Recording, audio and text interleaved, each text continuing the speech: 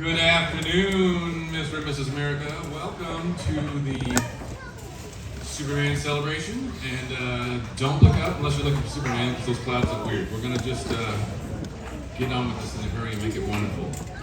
Who's this? Lois Lane! It's not Elizabeth. I wore my Lois purple.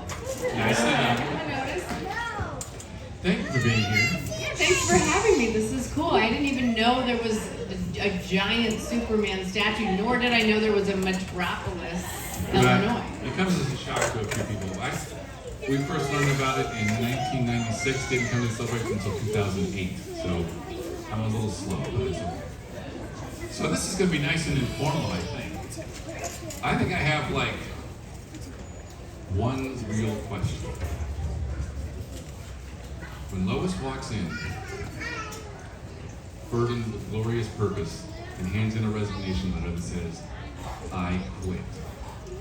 Have you in your life had that awesome moment where you finally just say, "I'm out of here"? You ever had a job like that? No, but I have had that experience with men. Oh!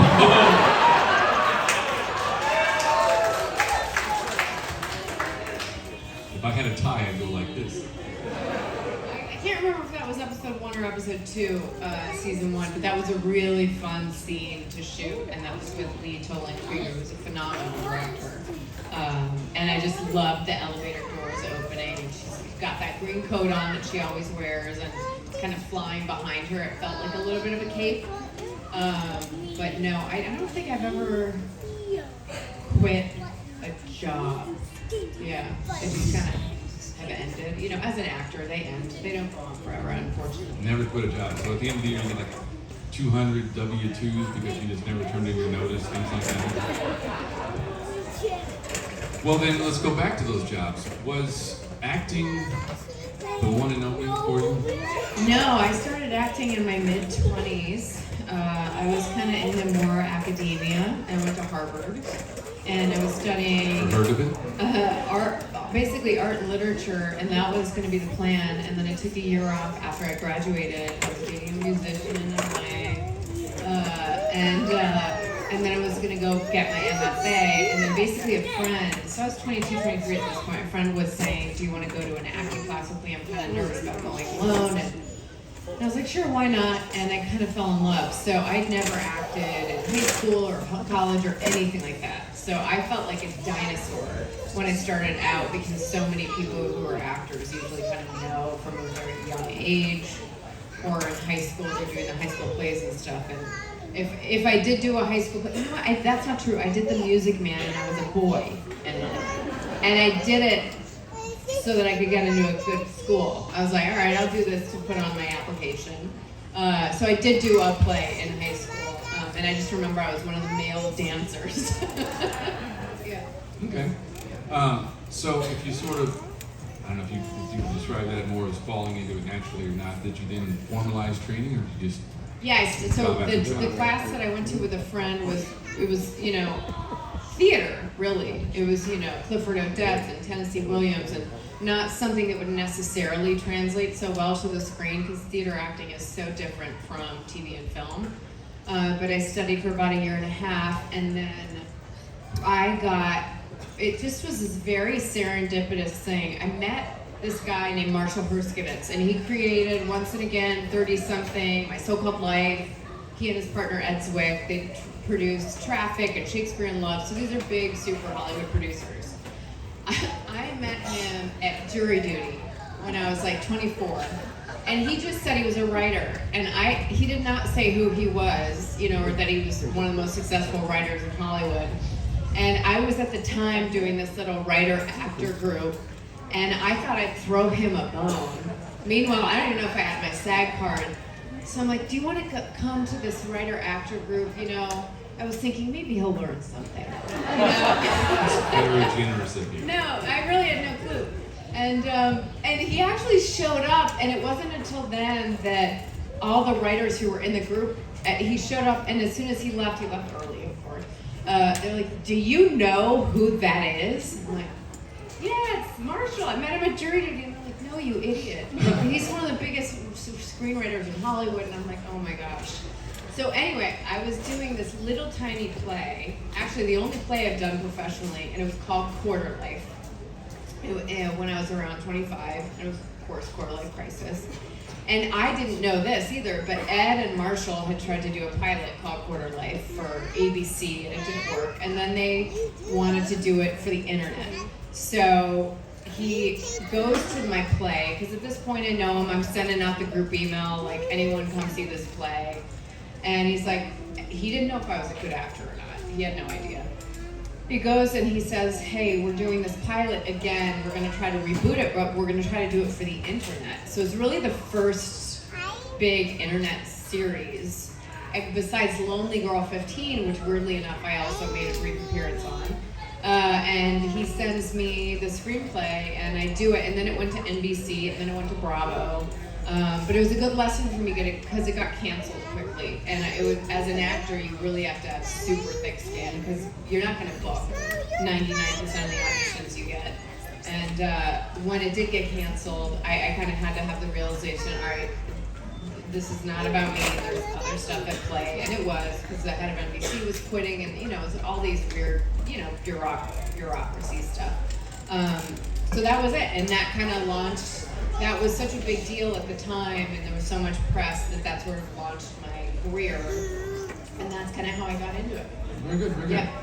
I, again, can't see the sky if it's getting better or worse, and I don't want to take anything from anyway, so the brief reminder is, for audience questions, be prepared that someone else might want to ask the same question, so you might consider having two in your head. Please try to be concise, direct, and friendly. And Supergirl has the microphone. She'll be going around to the audience. So, hands up. Who has a question? Whoosh. Hello. Hi. I'm going to ask a question you probably got asked since you started Lois Lane. What was it like for you to step into that iconic role? Well, I'd never seen, and Tyler hasn't either, actually, to this day. I had seen the original Superman, the Richard Donner with Margot Kidder and Christopher Reeve as a child. And then I get this audition. It was funny because my whole life, people had said, you look kind of like Margot Kidder, Lois Lane from, I've been getting that my entire life. And then this audition, what?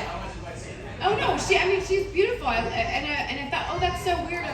I've had so many people tell me I kind of look like Margot Kidder, and I decided not to ever watch anyone else's performance because when I went in, I booked it, and it was this audition, and it was a cut scene from, I want to say, Superman 2, and I didn't watch it or anything, and I just thought, it's either going to be what I'm bringing to the room or it's going to be someone else. And when I did it, everyone started clapping. And I think the reason, because they were auditioning a lot of women for the role, I think the reason I got it is that I had a lot of fun with it. And it was a very serious scene on paper, and I was just kind of having fun. And, being, Lois is kind of sassy and she's bold, and that's kind of how I played it. And then, but the weird thing is, because Tyler and I have such great on-screen chemistry, we had not screen tested together or chemistry read or anything. The first time I met him was the day we first played Superman or Clark Kent and Lois Lane on The Flash in the 2018 Elseworlds crossover. And I remember when I was 6 months pregnant, and I'm on my way to set, and I was just like, oh, I really hope this guy's not a douchebag. Because I got to work with him, and he was so great, and it's just like we were so dropped in immediately into those characters, and I think we both felt so grateful. As far as playing such an iconic character, it's mainly just cool. I never really found it intimidating. As many of you know, if you follow me on social media, I have a lot of respect for the character. I've always tried to ask the costume designer to, even though I don't love purple, it's Lois's color, so I'd always say I want to wear purple. What kind of earrings does she wear in the comics? She wears little white, diamond studs or pearl studs, so I almost always only wear studs on the show. Whenever we've had flashback episodes, I'll go through the comics and pull outfits that I'm like, oh, can we do something like this? Can we do something like this? Last season, there was a scene where I had a fedora on, and that was because someone had sent me, because I'd asked on social media, like, what are some of the Lois outfits you guys want to see her in? And so, because it was a flashback with Lex, we were able to kind of do that, and she's got the fedora on and the journalism stuff. So I've just tried to basically honor what has made her so iconic, because they were both introduced in 1938, and she's remained as iconic as he has, you know, as a symbol of, you know, feminism, but also just, she's ambitious and she's driven, and her work ethic and her pursuit of truth, and those are the kinds of qualities that I've tried to honor in the character. Another question. Do you have any fun stories from working with Hugh, Laurie on House? Well, it's so funny. Yeah, somebody else just brought up the House episode I did. I was young. I must have been in my late 20s. But it was the only, my friend Peter Blake produced it. He might have even written that episode, but he said it's the only time he's ever broken character. And he goes, try this. So basically on House, it's like the Christmas episode, and the idea is I'm some young fiance, and I've clearly been cheating on my spouse, and I pretend like I have no idea that I'm pregnant, and so then one of my lines was like, well, how did I get pregnant? By sitting on a toilet seat, because I don't want to admit it. And at some point, he's asking me a question like, how dumb is this girl in the scene? And somebody had given me the direction to see if I could get Hugh, Laurie to break, and I just stared at him like he asked like that.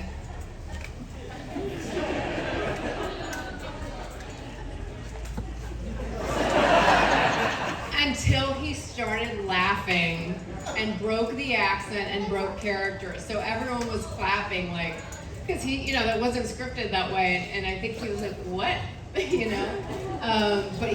was absolutely lovely to work with. And that was just a really fun episode. Yeah. It sounds like you have some Lois Lane level intent when you look for a role, which you said with Lois you could look at the comics and stuff for delving in. Were there other roles where you had that ability, or did you have to shape it yourself? No, well, no, Grimm was just an idea that they'd had, so that was, for example, a role like that, I get to create it, and I get to put my stamp on it and create. Well, I got 2 roles on Grimm. I played Juliet and then Eve, and both of them, with Eve, they kind of said, this is sort of what we want, and then I said, oh, well, it reminds me of that film, Nikita.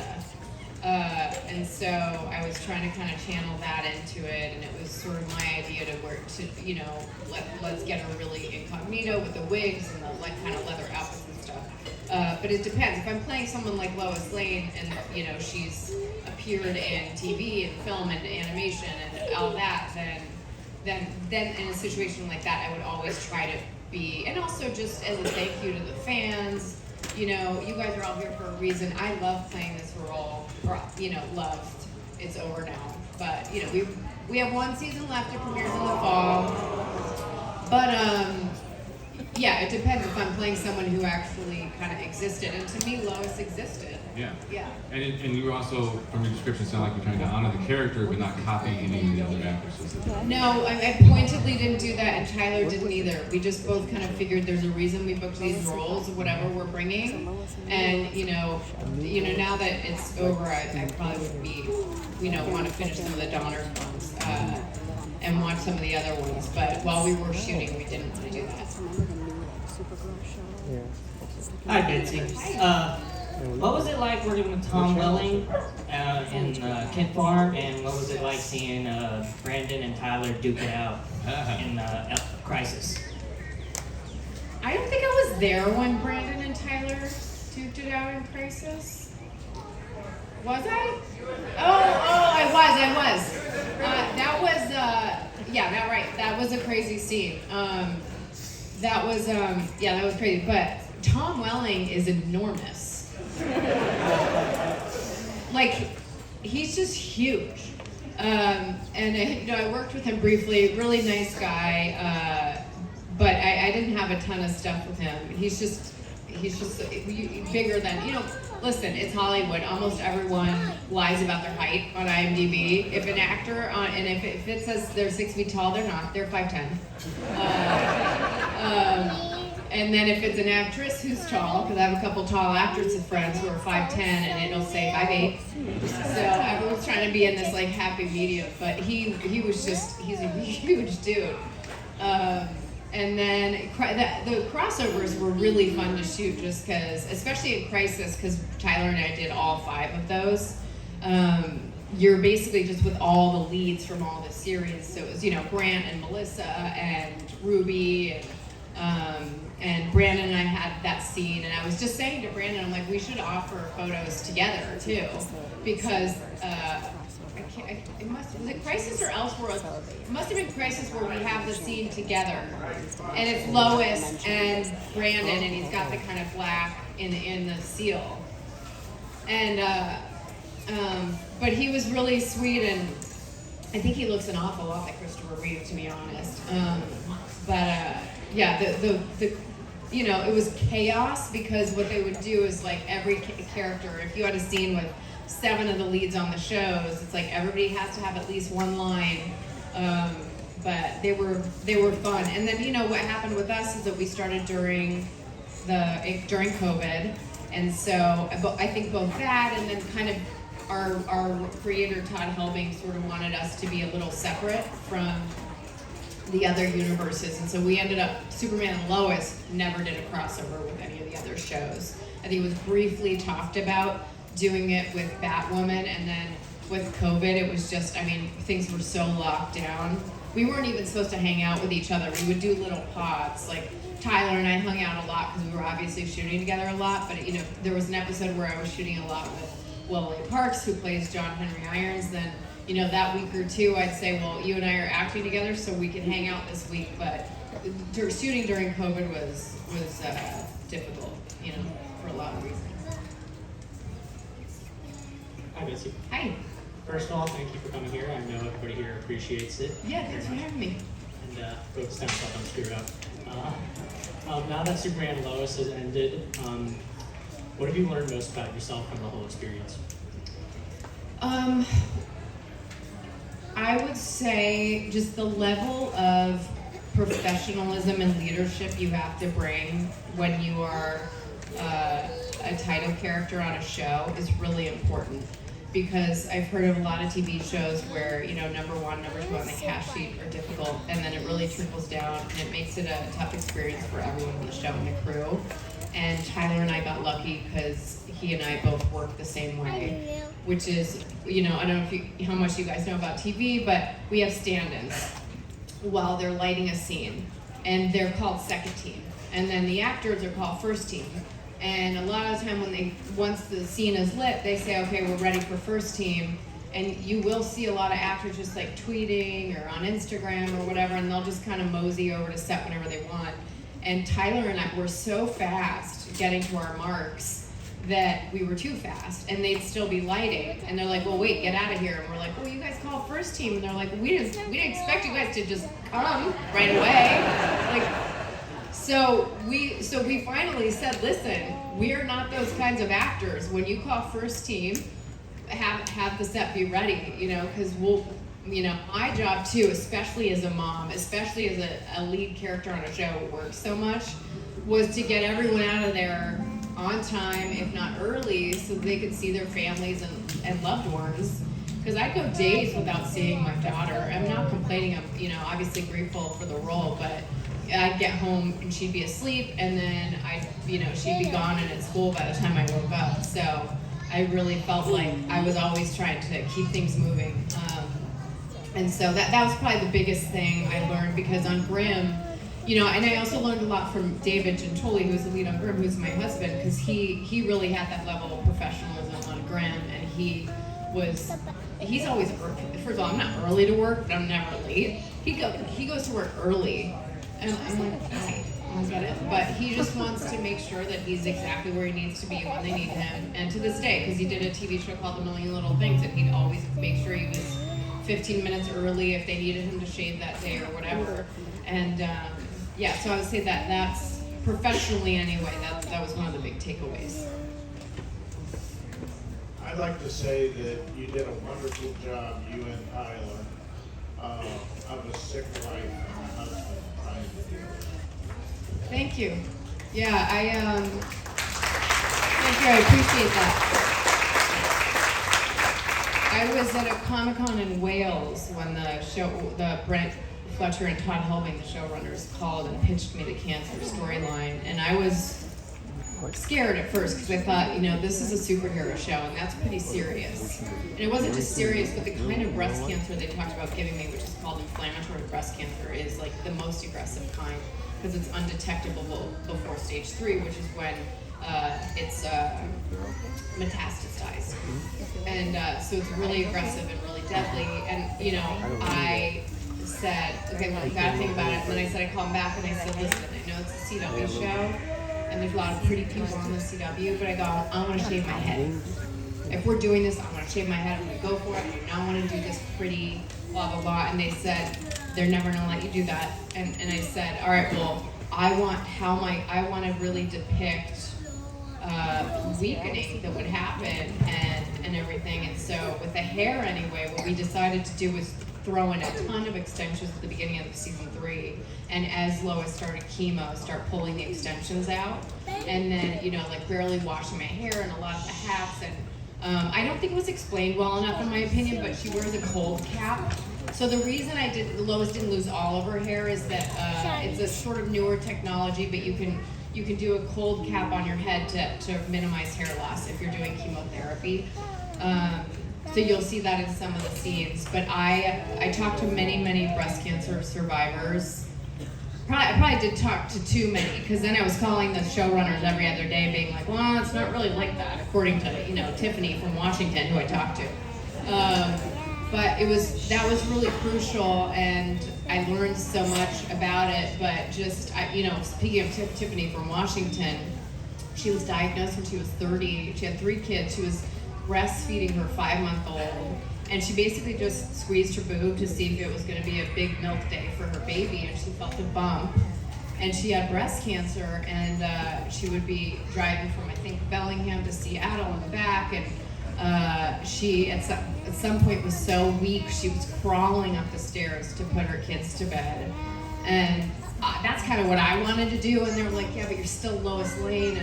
And so we kind of had to find a happy medium where you could tell that Lois was weakened and couldn't do as much as normally, but also where she's got that fighting spirit. And but yeah, I appreciate that. With that level of commitment for research, bring it. That level of commitment to research and reaching out, did you then receive responses from people who are going through this? I mean, even today, just in the first autograph signing session, it's amazing how worried we all kind of were about doing the storyline, and then how much it really touched people. Probably everyone in this room either has been affected by it themselves, knows somebody does, has a friend of a friend who has. My grandfather died of cancer. And it is so prevalent, and one of the things that I was just telling someone in the line is that they're discovering that women are getting diagnosed with breast cancer younger and younger, and it used to always be that you get a mammogram when you're 40, and now I think they're going to start advising starting to get mammograms at 35. Because of say I spoke to 11 women, breast cancer survivors, 3 of them were diagnosed under 30 with breast cancer, and just happened to kind of find a lump, and that's a lot. That's a quarter of the women I spoke to, and that's pretty young. And so I'm glad that they're gonna change the advisory on that. Hi, thank you so much for coming. And my question is, I was a huge Lois and Clark fan. I waited like 25 years for them to bring out a new season of Superman, and you did a phenomenal job as Lois and Clark. Do you think that by doing this role, like a lot of the comic actors, they kind of engulf that kind of person, and they kind of keep that person within them, for the rest of their lives, they come to things in the future. Do you think by playing Lois that you kind of engulf that character in yourself and will continue to kind of carry her with you, lifetime? throughout your life? Yeah, that's a really interesting question. I'm sure, some of the determination, absolutely. But I also was a little bit like that, before this, as just far as being a pretty determined and, assertive person. But I think you always, I'll always be, I'm also always going to be bummed that I didn't get to play her for longer because I had so much fun playing this character, and it is such an iconic role. But I would say, the determination that she had, and I'll carry forward with me for sure. And also just the kind of mom she was. I've always been, like I said, I was pregnant with my daughter when I first started playing this role on Elseworlds. I was, 5.5 or 6 months pregnant, and so she'd only ever seen me as a working mom, and that can be really tough. And it's been actually, I started shooting a movie right after Superman and Lois wrapped, but it's kind of nice being a stay-at-home mom with her right now, because I feel like I haven't seen, I missed so much of her childhood growing up, because of COVID too, she couldn't visit me at work for a year, for the first 3 seasons. It really wasn't until season 4 that she was ever even allowed on set because they were so paranoid about it. So I know, it was a sacrifice. And I know Lois Lane's made a lot of sacrifices, and you see that on the show, like them, leaving and, tracking down some story or, some arch enemy, and the boys are feeling a little bit abandoned and trying to find that fine balance between, working and also being a parent.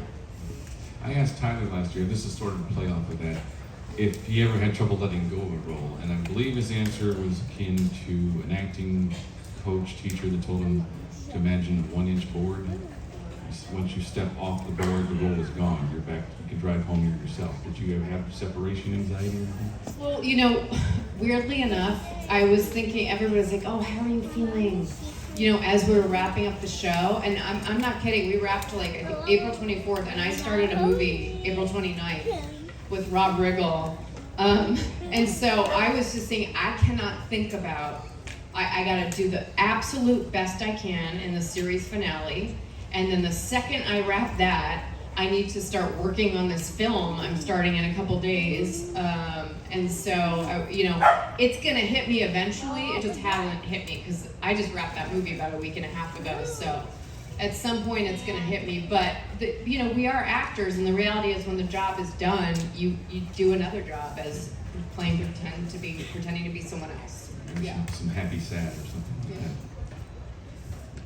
that. Hi. So speaking of the final season, is there any kind of hints you can give about what's coming up?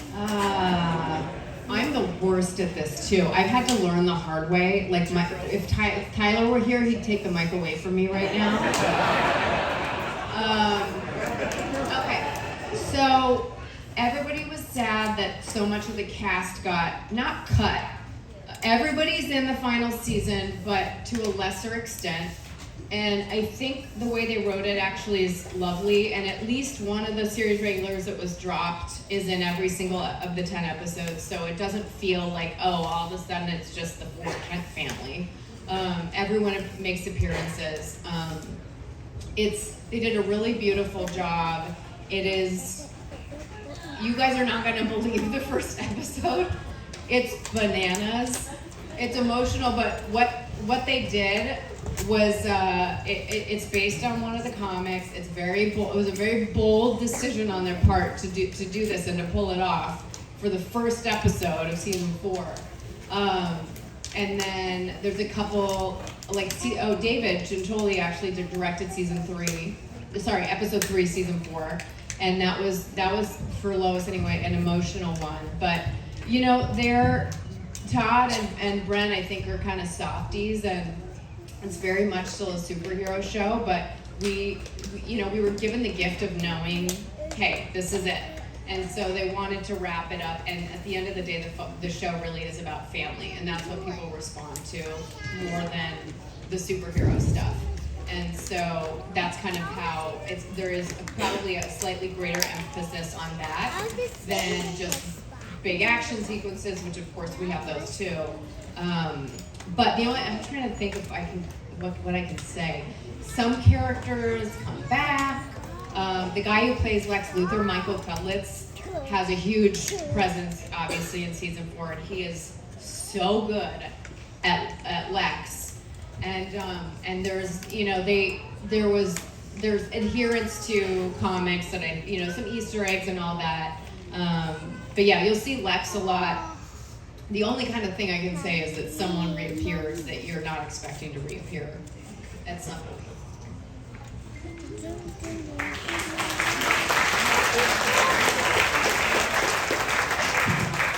Thank you for your role. It was amazing.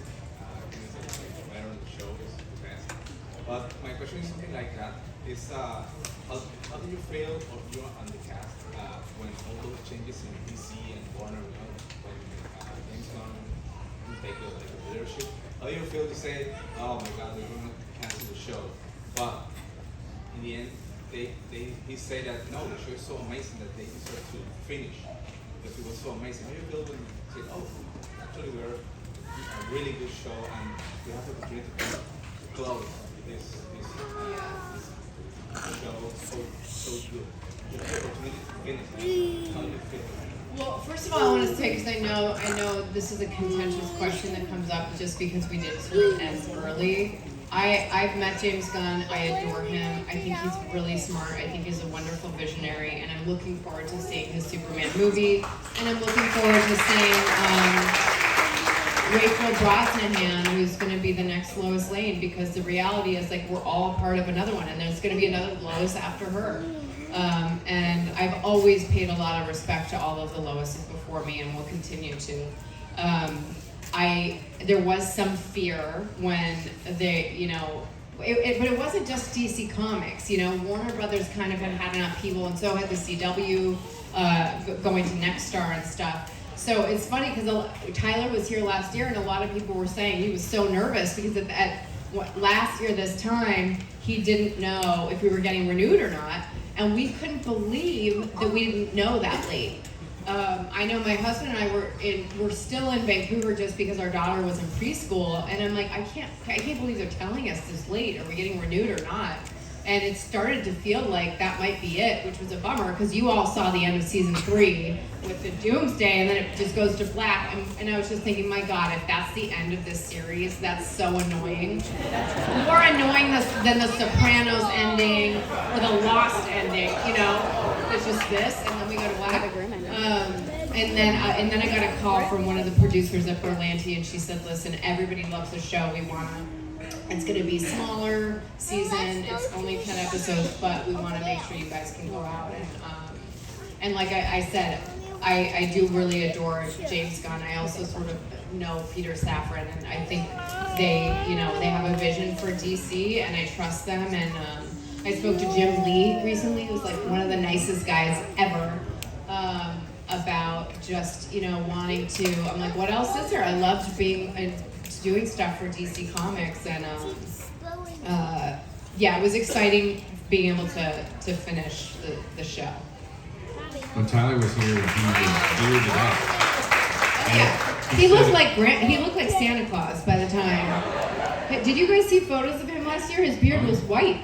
Oh yeah. He said it was, given his sports background, he said that was his rally beard because they hadn't been picked up yet, and I think it was just a matter of days afterwards. Yeah, no, they made him shave it off. He tried to talk the showrunners into it, and they're like, "Dude, it's a direct pickup of the end of season 3. No, you cannot have your Santa Claus beard." One line. I have had a day.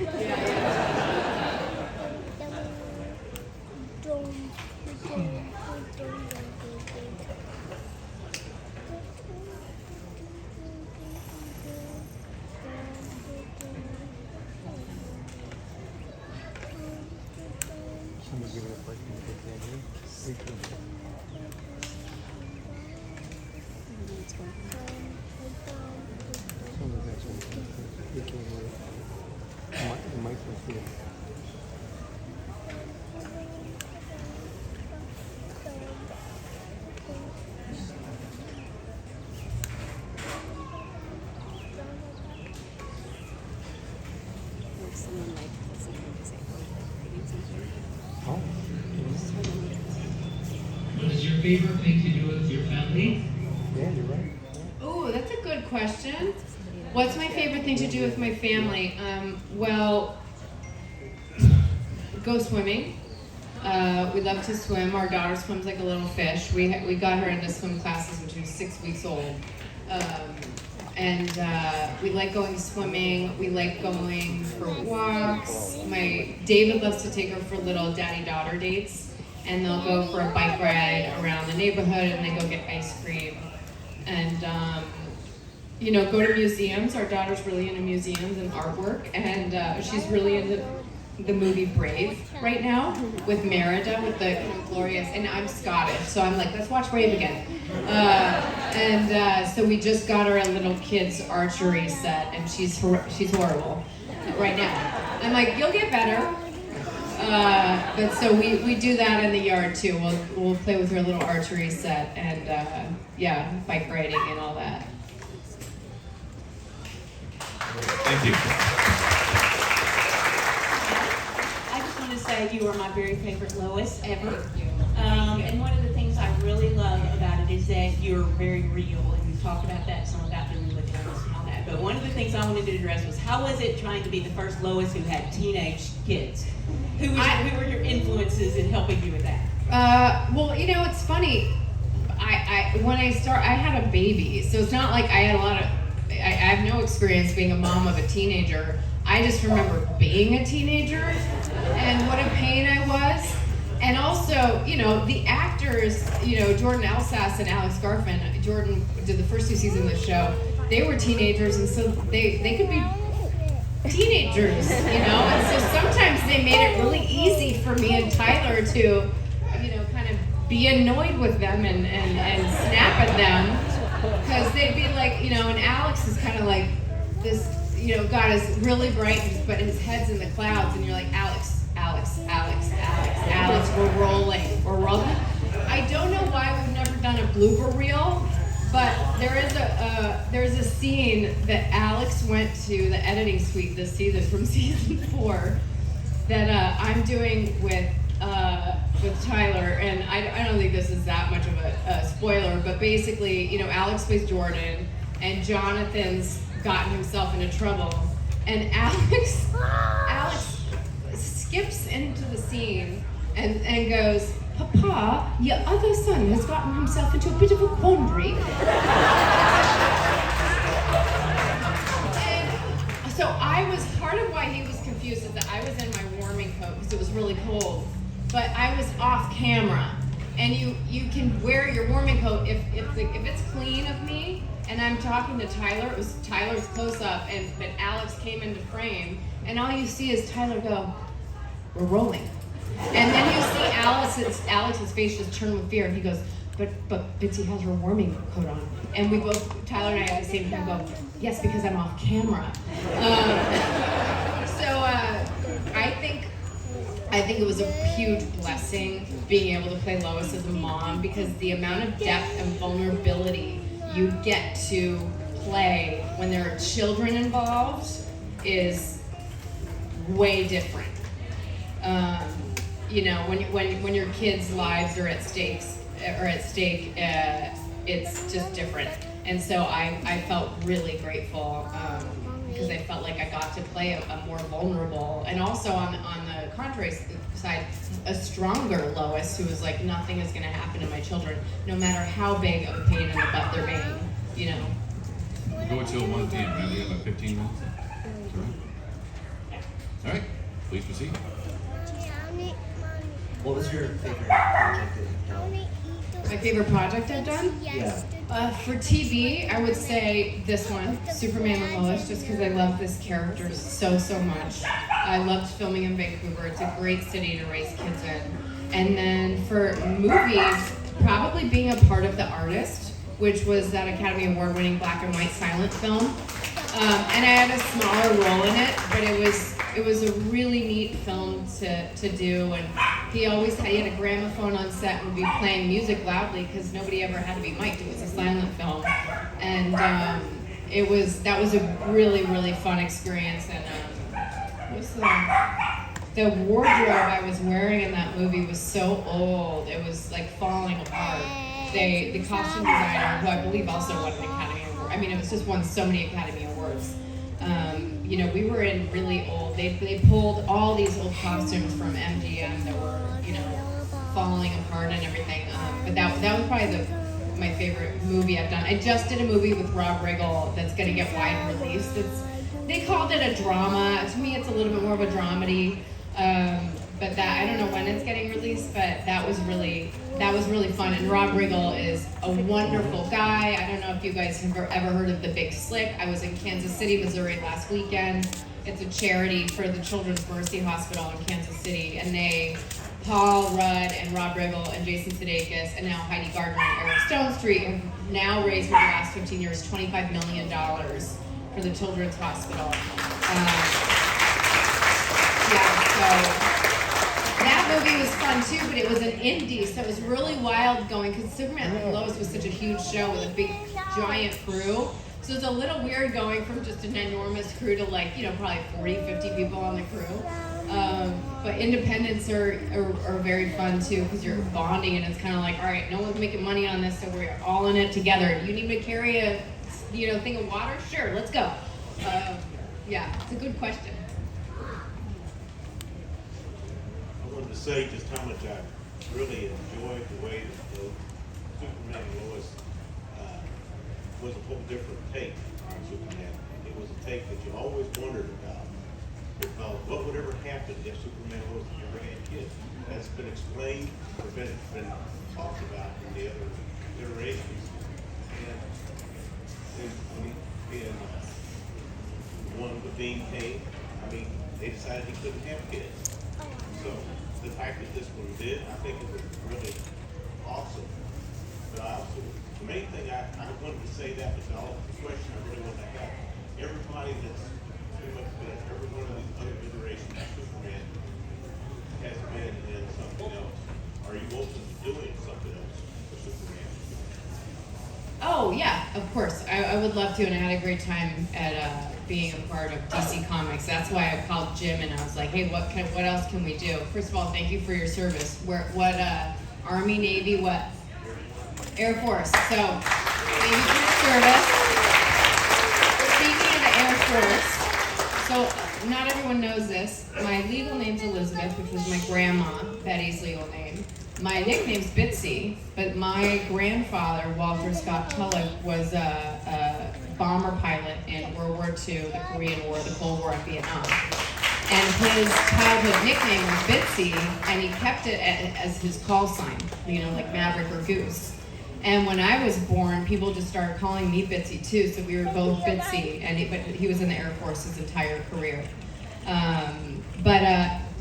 Yeah, I think just having the, like I said before, having the element of family. When Tyler and I were first pitched the show, we both were kind of saying, well, is it gonna be like all the other ones, or is it gonna be different? And they said, no, we want it to be sort of like Friday Night Lights and like This Is Us, with an element of the superhero, but really this is a family show, and think of it that way, and I think that's what they accomplished.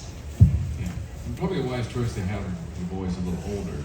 I mean, it would have been you and Tyler doing all the heavy lifting. Because I get it. Teenagers can do stuff, and if it had been younger kids, there would have, one of the Lang kids, she's darling, but she sort of disappears a lot from the episodes because there's just not as much for younger kids to do on screen.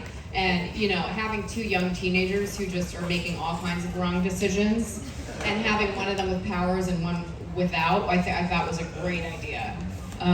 So I think it had to be teenagers for us to be able to pull that off. Well explored, yes. Question? Yes. I have a quick question for you. Superman and Lois are such iconic characters, and back in the day, actors were worried about getting typecast. Now, obviously, that doesn't seem to happen anymore. And I'm just curious why you think that is. Like, how were you able to book a movie immediately after this was over? And back in the day, George Reeves and Noel Neal, to a certain extent, they were kind of trapped. I don't know. That might happen to me because in TV, who knows? I hope it doesn't. I certainly hope it doesn't. But it is always a little scary when you've played, especially a title lead, and then everyone's like, oh, but they're that. But and honestly, I remember David being concerned after Grimm, and then he got a show right away, and he was doing a million little things. And I think if you're a good actor, you're going to keep working. But it's something that I've thought about before. I'm like, I wonder if people are just going to be like, no, because she was Lois Lane, and it's going to be hard to see her as anything else. So we'll see. But the movie was an offer, and it was one of the producers has been trying to work with me for a long time, and I think for him it was a boon, because he's like, well, hopefully her Superman and Lois and Grimm fans will go to the theaters and watch her in the movie. So hopefully that's how people kind of look at it instead. I think you're a wonderful actress. I've watched you for many years. I watched you on Grimm. I've watched every episode 20 times. Oh my gosh. We have a ghost incident. Can you hold this 1 second? Is there a ghost?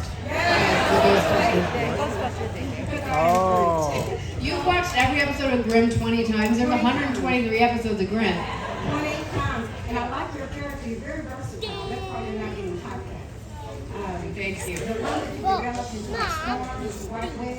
Oh, Eve? Yeah, that was excellent. I just want to say, actually, it's doing those. I get autographs. Because they call me on my Facebook page. I'm the writer. I love you, and you will never get typecast. I love you. Thank you so much.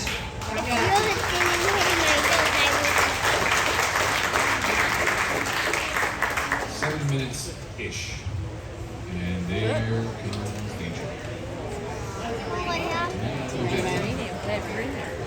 Guys are plotting on top of the tent. It's raining. Maybe that's why the Ghostbusters came. Let people into the car. And I apologize if you may have covered a little bit of the question.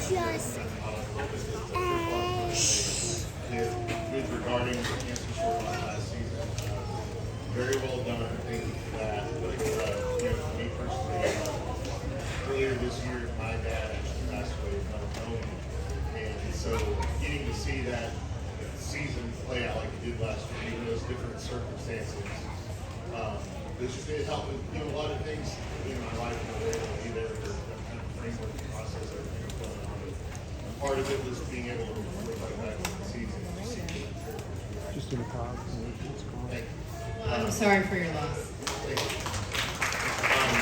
And so part of the question off of that was, with the season 4 coming up, do you get to refer back to that storyline? To the cancer storyline? Yeah. I don't think this is a spoiler, but yes, she's recovering. But yes, you will see some of the cancer stuff in season 4. Much less of an emphasis, because I felt like season 3 was really about that, and season 4 isn't. But there is still, you'll still see it talked about and addressed. But it's really more at this point that Lois is recovering more. Yeah, you're welcome. One of those sense of closure to a plot kind of thing.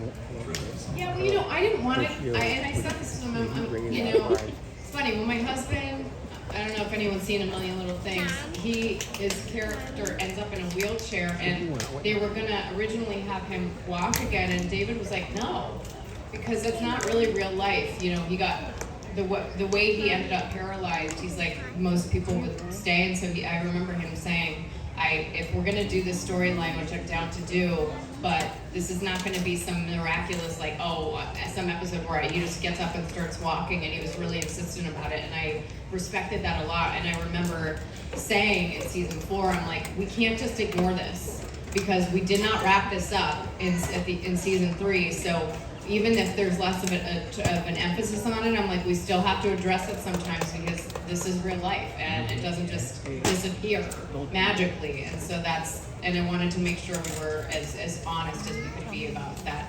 storyline. That sounds like the kind of thing that doesn't matter just now. People that discover the show later will appreciate that you didn't just leave it hanging. I hope so, yeah. Other questions? Bless you. Super Sleeves! Thank you. One more. I know we've talked about the cancer story, but what was it like doing the cult story in season 2 with Lucy being in a cult? I wish I had more time actually to kind of flesh that one out with Jenna Dewan. That was Raya was fantastic. She was the cult leader. That was, you know, it was a fun season just because I had so much fun working with Jenna. She's just like literal sunshine. Always dancing on set, you know, she's a dancer. But that was a fun one too. Again, you know, it's family, and you know, I got to work more with Dylan Walsh because Jenna Dewan was playing Lucy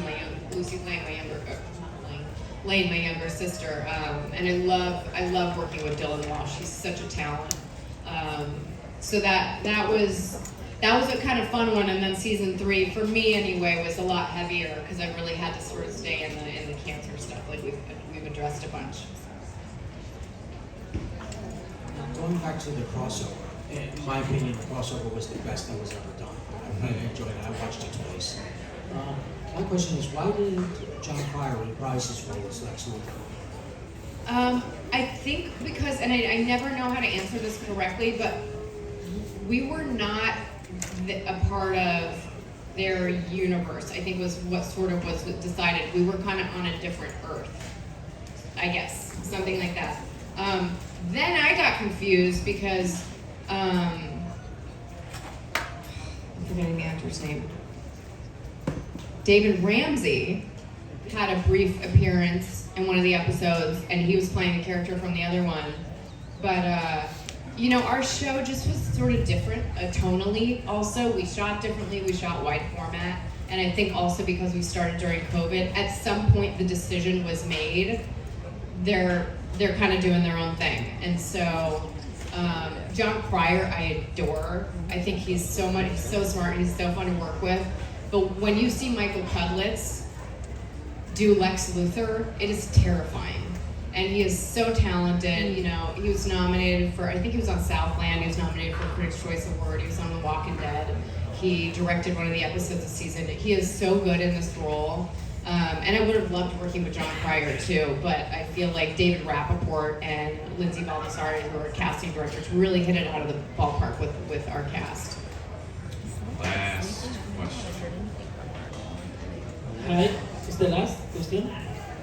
Yeah, better be good. No pressure. I'm Carlos. I'm from Spain. Yeah. I don't speak English. Nothing. No Well, question. you are right now, but yeah. No question. For me, you are the best Lois Lane. Thank you.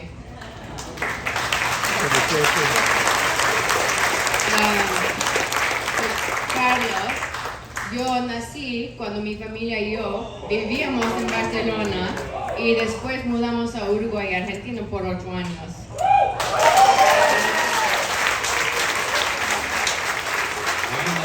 When we have an interview, especially if it's a Superman actor, I just sit back and the actor gives just the most amazing Superman-inspired personal advice kind of ending.